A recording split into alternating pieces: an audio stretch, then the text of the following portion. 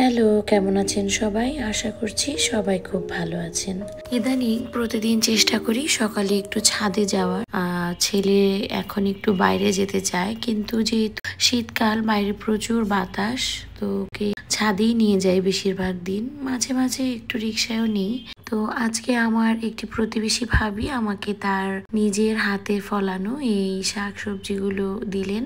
যারা বাগান করেন তারা অবশ্যই জানেন যে এগুলো ফলাতে কতটুকু কষ্ট করতে হয় এবং কতটুকু মেন্টালি এগুলোর সাথে ইনভলভমেন্ট থাকে। তো আমি খুবই খুশি হয়েছি উনি আমাকে ভালোবেসে এগুলো দিয়েছেন। তো ভেবেছি আজকেই রান্না করব, এর জন্য আমি একটু ভিজিয়ে রাখলাম, পরে ধুয়ে রান্না করব। এখন ফাইনালি আমি রান্না করতে চলে এসেছি। তো রান্না করতে এসে প্রথমেই যেটা করছি সেটা হচ্ছে চালটা ধুয়ে নিচ্ছি, কারণ রান্নার শুরুতেই আমি ভাত এবং ডালটা বসিয়ে দিব।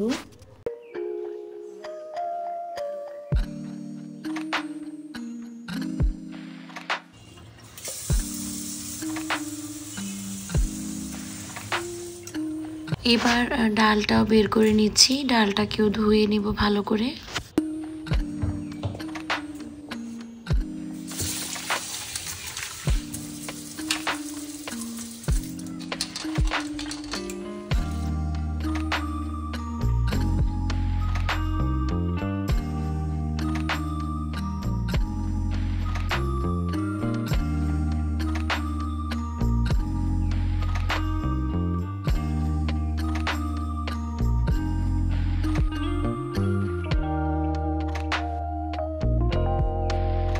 চাল আর ডাল ধুয়ে নিয়েছি, এবার ভাতটা বসিয়ে দিব। ভাতটা প্রথমে বসিয়ে দিলাম, এখন আমি আরেকটি চুলায় ডালটা বসিয়ে দিব। প্রতিদিন যেইভাবে ডাল রান্না করি আজকে সেভাবে করব না, আজকে ভেবেছি একটু ডাল চচ্চড়ি করব। এইটা আজকে যা যা রান্না করব বাকি খাবারগুলোর সাথে খুব ভালো লাগবে।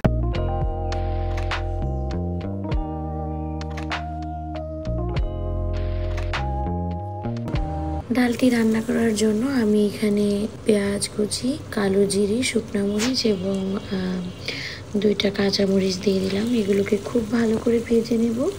তারপর আমি এখানে একটু গুঁড়া মশলা অ্যাড করব।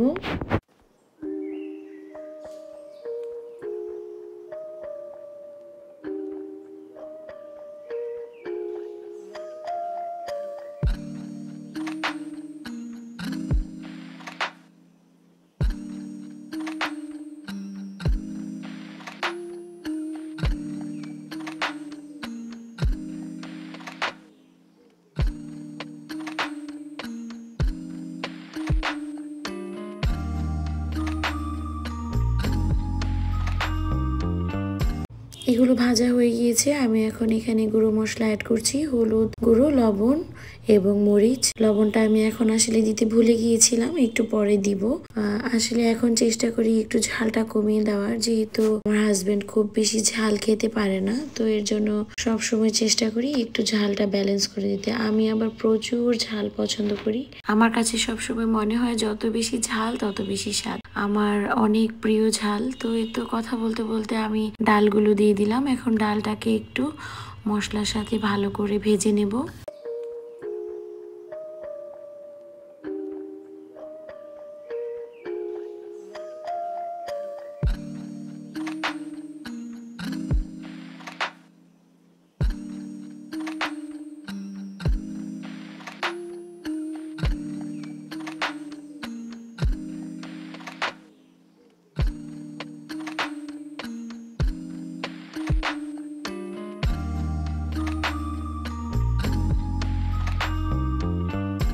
ডালটা বেশ কিছুক্ষণ ভেজে আমি এখন ডালে জল দিয়ে দিচ্ছি। আমি খুব বেশি জল দিচ্ছি না, একটু মাখা মাখা করে রান্না করব, খুব বেশি পাতলাও করব না, মোটামুটি একটু ঘন করেই রান্না করব। তো এরই মধ্যে কিন্তু ভাতের মাঠটা একদম উতলে আসছিল, এর দিকেও খেয়াল রাখতে হবে। তো আমি ঠিক টাইমে একদম বন্ধ করে দিয়েছি, না হলে এখনই পড়ে যেত। তো এবার ডালটাকে একটু নেড়ে চেড়ে মিশিয়ে তারপর ঢাকনা দিয়ে ঢেকে দেব।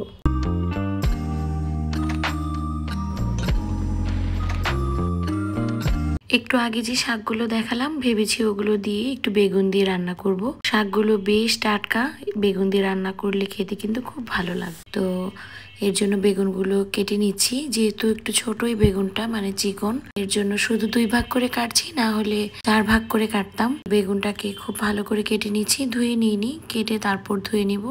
আজকের ভিডিওটা একটু বড় হয়ে গিয়েছে, আমি আসলে বুঝতে পারছি না যে কিভাবে ভিডিও করব বা কিভাবে করলে আপনাদের ভালো লাগবে। এর আগে একটা কুকিং ব্লগ করেছিলাম, তো আপনারা সেটা পছন্দ করেছেন, এর জন্য আর একটু সাহস করে আরেকটা করলাম। তো এরই মাঝে আমার ভাতটা রান্না করা হয়ে গিয়েছে, আমি এখন ভাতের মারটা ফেলে দিব।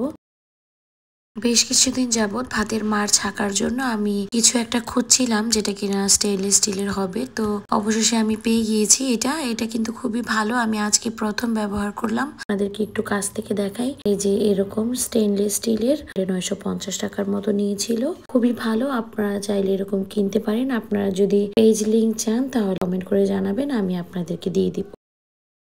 এবার আমি ডালের যে কড়াইটা সেটাকে পাশের চুলায় রেখে এই চুলায় বেগুনটা পুড়তে দিয়ে দিলাম, আর পাশাপাশি আমি পেঁয়াজ কলিগুলো কেটে নিব।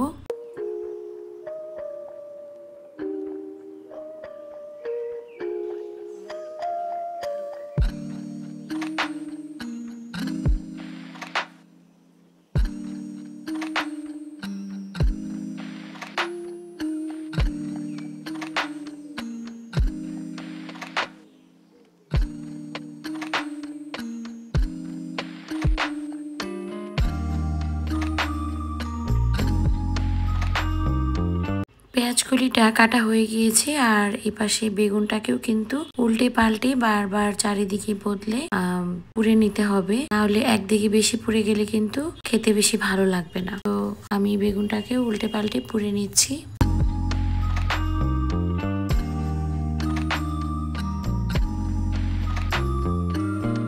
এই পাশে শাকগুলোকে খুব ভালো করে ধুয়ে নিলাম, যদিও শাকগুলো অর্গানিক, খুব বেশি নোংরা না, তারপরেও একটু ভালো করে ধুয়ে নিলাম।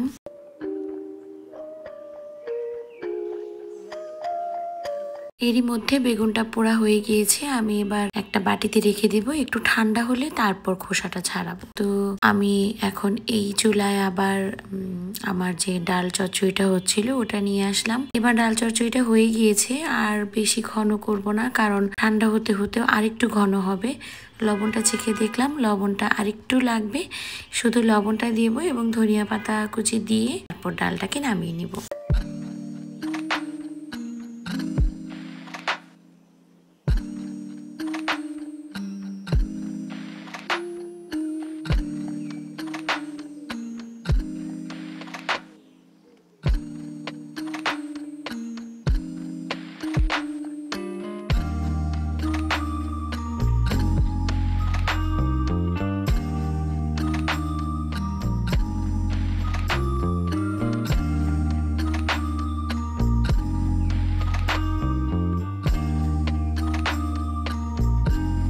এবার খুবই সিম্পল আলু ভাজি করব, এর জন্য কড়াইয়ে তেল গরম করে একটু হলুদ, লবণ এবং কাঁচামরিচ দিয়ে তারপর কুচি করে রাখা আলুগুলো দিয়ে ভেজে নামিয়ে নিব।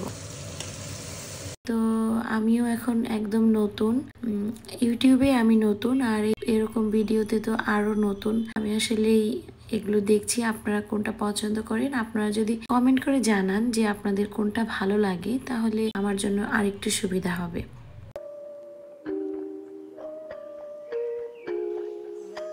আলুটাকে ঢাকনা দিয়ে ঢেকে দিয়ে আমি এখন শাকগুলোকে কেটে নিব।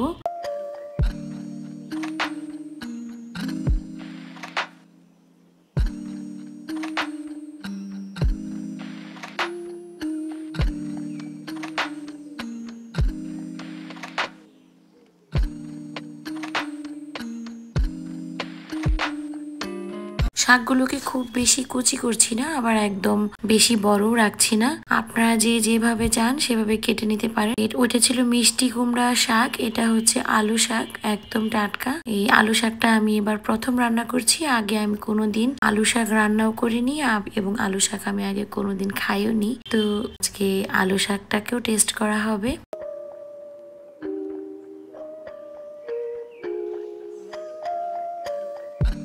তো এই তো আমি কেটে নিয়েছি, সব শাকগুলো কেটে নিয়েছি। এবার আলুটাকে একটু নেড়ে দিচ্ছি।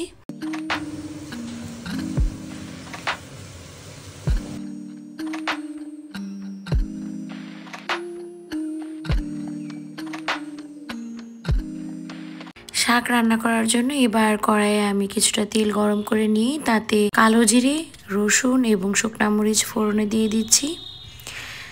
সাথে 2টা কাঁচামরিচও দিয়ে দিব পরে। তো এগুলো একটু ভালো করে ফোড়ন আসার জন্য অপেক্ষা করছি। এদিকে আমি আলু ভাজিটাকেও একটু দেখছি।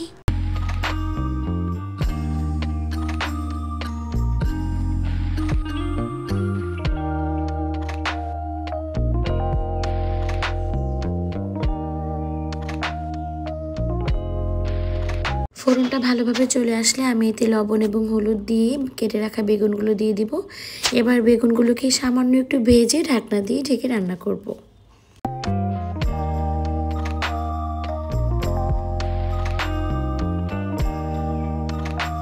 পাশে রাখা বেগুন পোড়াটা এতক্ষণে ঠান্ডা হয়ে গিয়েছে। তো আমি এখন বেগুনের থেকে খোসাগুলো ছাড়িয়ে নিব। যদিও 100% খোসা যদি নাও ছাড়ানো যায় কোনো সমস্যা নেই, একটু আধটু থাকলে ওই স্মোকি ফ্লেভারটা আসে, ভালোই লাগে। তো আমি সম্পূর্ণ খোসায় ছাড়িয়ে নিচ্ছি। এবার খোসাটা ভালো করে ছাড়িয়ে তারপর বেগুনের যে গোড়াটা আছে সেটাও ফেলে দেব। তারপর আমি বেগুনটাকে একটু ভালো করে চেক করে নিব, যেহেতু বেগুনের মধ্যে কিন্তু পোকা থাকার একটা চান্স থাকে। তো আমি ভালো করে দেখে নিলাম, কোনো পোকা ছিল না। তারপর একটু মেখে নিচ্ছি। বেগুনটা এখনো ভেতরে বেশ গরম। ছোটবেলা থেকে শুনে এসেছি শনিবার এবং মঙ্গলবার দিন নাকি বেগুন পোড়া খাওয়া ভালো। তো আজকে মঙ্গলবার ছিল, তাই ভাবলাম যে একটু বেগুন পোড়া দেই। এই পাশে বেগুনটা সেদ্ধ হয়ে গিয়েছে। আমি ঢাকনাটা তুলে যে শাকগুলো কেটে রেখেছিলাম সেগুলো সবগুলো উপর দিয়ে দিয়ে দিচ্ছি। আগেই মেশাবো না শাকটা, এখন জাস্ট উপর দিয়ে দিব। তারপর সেদ্ধ হয়ে গেলে আমি তখন মেশাবো, তখন মেশাতেও সুবিধা হবে।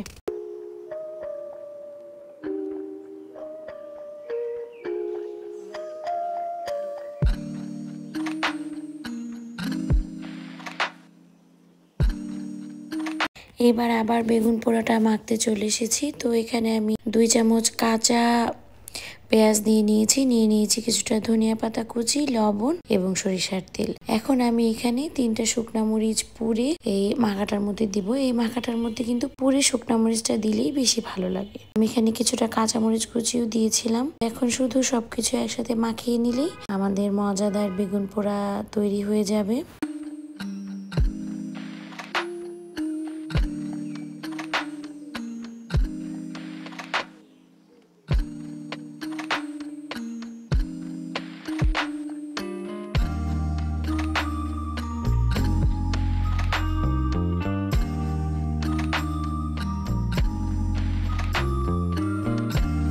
এদিকে আলু ভাজিটাও হয়ে গিয়েছে। আমি এটা একটা প্লেটে তুলে আপনাদের দেখাচ্ছি।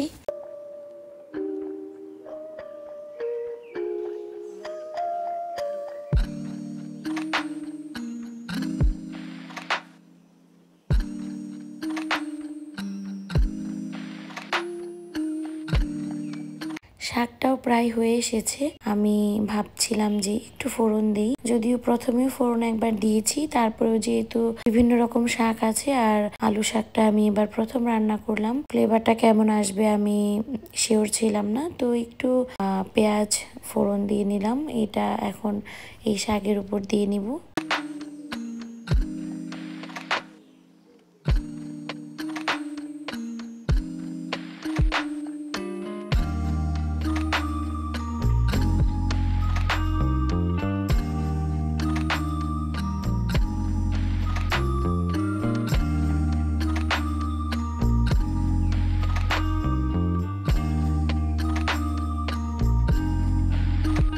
শাকটা পুরোপুরি সেদ্ধ হয়ে গিয়েছে, কিন্তু স্প্যাচুলা দিয়ে আসলে আমি একসাথে মেশাতে পারছিলাম না। তাই একটা স্টিলের হাতা নিয়ে সেটা দিয়ে একটু ভালোভাবে মিশিয়ে নিলাম।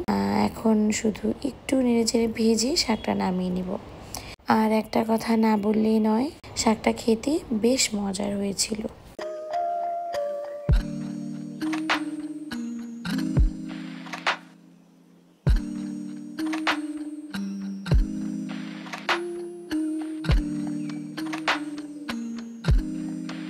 এইবার চলে এসেছি একদম শেষ রান্নায়। এখন একটু রসুন ভর্তা করব। এর জন্য কড়াই সামান্য একটু তেল নিয়ে 2 মুঠ মতো রসুন নিয়ে নিয়েছি, সামান্য একটু লবণ দিয়ে এগুলোকে ঢেকে একদম অল্প আছে একটু ভেজে নেব। তো এগুলো ভাজতে দিয়ে আমি গিয়েছিলাম উপরে একটু ভাবিকে শাক দিয়ে আসতে।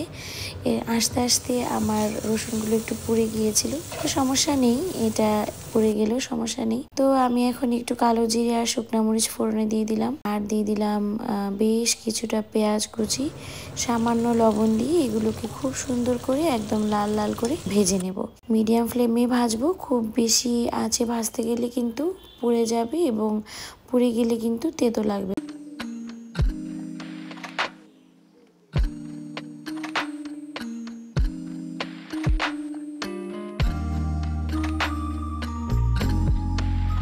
এগুলো খুবই হালকা ফ্লেমে ভাজতে দিয়ে আমি এবার যা মেস ক্রিয়েট করেছি সেগুলো একটু ক্লিন করে নিচ্ছি। আস্তে আস্তে সবগুলো গুছিয়ে নেব সবকিছু। তারপর আমি মাঝে মাঝে কিন্তু আবার একটু নেড়ে দিচ্ছি যাতে নাকি আর পুড়ে না যায়, তাহলে একদম তেতো লাগবে। তো সবকিছু গুছিয়ে নিচ্ছিলাম, যা যা যেখানে রাখার সেখানে রেখে। কিছু মরিচ এবং একটা বেগুন ছিল বাইরে, সেগুলো ফ্রিজে রেখে আসলাম।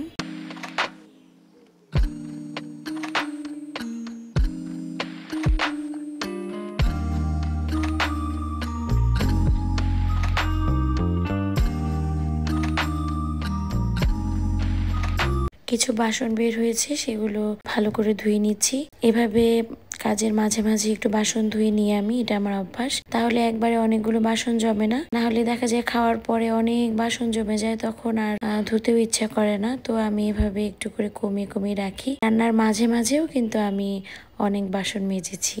তো আমি মনে করি এটা একটা খুবই ভালো অভ্যাস, এতে করে কাজের প্রেশার অনেকটাই কমে যায়।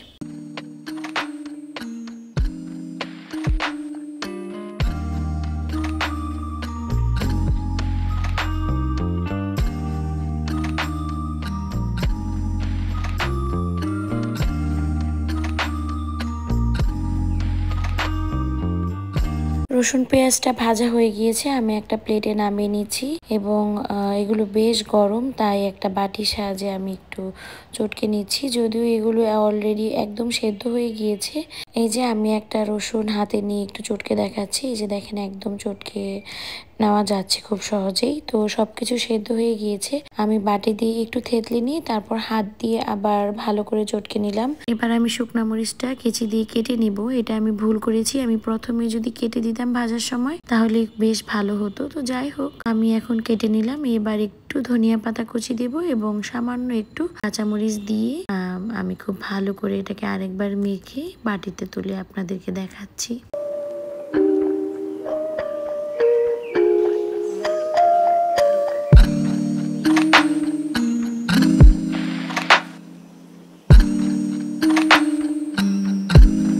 এই যে হয়ে গিয়েছে, আমি কিন্তু খুবই স্যাটিসফাইড এটা রান্না করে, আমার কাছে খুবই ভালো লেগেছে। আর রসুন ভর্তার কিন্তু অনেক গুণ। তো এই যে আমার রান্না শেষ, সবকিছু খুব ভালো করে মজা নিয়ে খেয়েছি রান্নাগুলো। এগুলো আসলে অনেক স্যাটিসফাইং খাবার। তো আপনাদের কেমন লাগলো আমার ব্লগটি অবশ্যই জানাবেন, আমাকে পরামর্শ প্লিজ দিবেন। আপনাদের পরামর্শ নিয়ে আমি সামনে আগাতে চাই, আপনারা আমাকে সাপোর্ট করবেন।